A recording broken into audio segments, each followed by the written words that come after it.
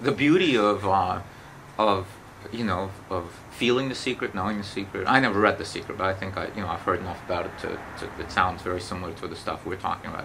Is that once you know how to do it, you realize that you don't want the Ferrari.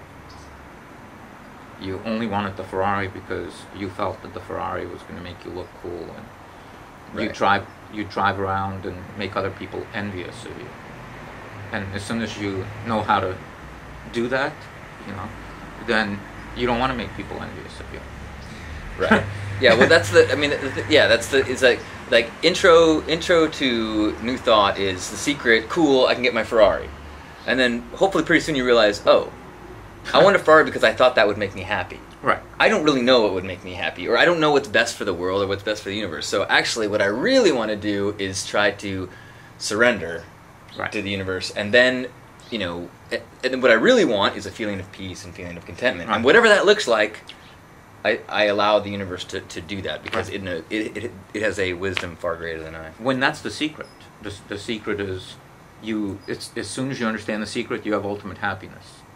You don't need to do all other things you do, or because hopefully you do them out of a different part of your your brain, your heart, however you want to think about it, right? You start to do things that are meaningful to you, meaningful to other, living things, to nature, whatever it is. I think that's the irony of it. I've read some of this laws of attraction, and everyone's talking about it, and they're talking about it from, The Secret, and they're talking about it again. This is like a competitive tool. Right.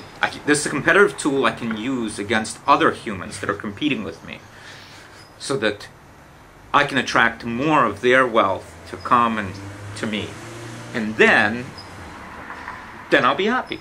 Right. I was speaking with an old friend of ours, who I will not name, on instant messaging yesterday. Hadn't spoken to him for a little while, and he was telling me about a business idea he's got, which is in the gaming space, social gaming space, and it wasn't really a new game. It was basically a tool, a cheating tool, to cheat the existing games. Okay. And he's like, do you think people would be interested in paying for this so they can have the highest scores on these Facebook games? And so I wrote back to him, I don't know if people would be interested in paying for it. I suspect probably some would, right? People buy cheat stuff all the time, which is ironic. I mean, you just like to play a game and then you want to cheat in the game. It kind of defeats the point. Why are you playing in the first place, right? But then I said, well, look, you've got all these skills. Have you spent any time thinking about, maybe something that is not cheating in games, but maybe something that could meaningfully impact people's lives? I mean, he's a very smart guy. You may have figured out what I'm talking about. It's a developer.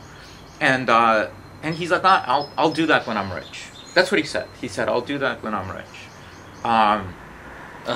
And I think we all believe that. I mean, we all. Yeah. I think a lot of us do. Right. I clearly was one of those people. I absolutely, you've known me for 10 years.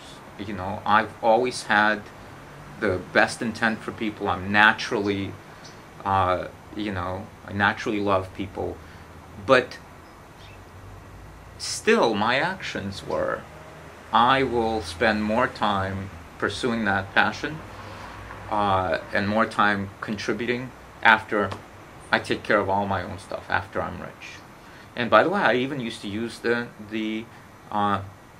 metaphor of the masks dropping down from the plane. In case there's a sudden loss in cabin pressure, masks will drop down from the compartment above your head. First, secure your own mask before helping others. And to me, that made perfect sense. And part of it still does make perfect sense to me. But you start to get into, okay, do I just secure the mask? Or do I then make sure that I've collected all the pillows and put them around me, right? And then I've made sure that, whatever it is, right. Instead of just putting the mask on, you can do a lot more. And I guess a lot of us, even though we have the masks, we're fine every day. We're not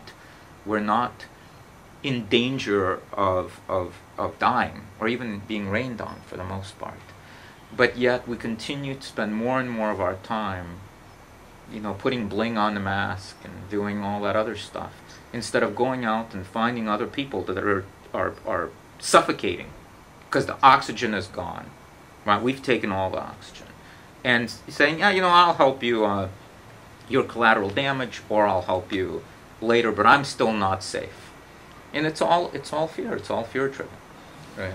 Right? It's that hoarding that we were talking about, which is it's worse. It's even worse than hoarding, though. It's hoarding. I understand how hoarding comes out of fear, but this is social commentary, and I'm not sitting here on my high horse because I've done stuff like that before too. I'm not doing any of that crap now, but where you are really spending your time and money on just the most retarded, stupid stuff that doesn't make you feel any safer.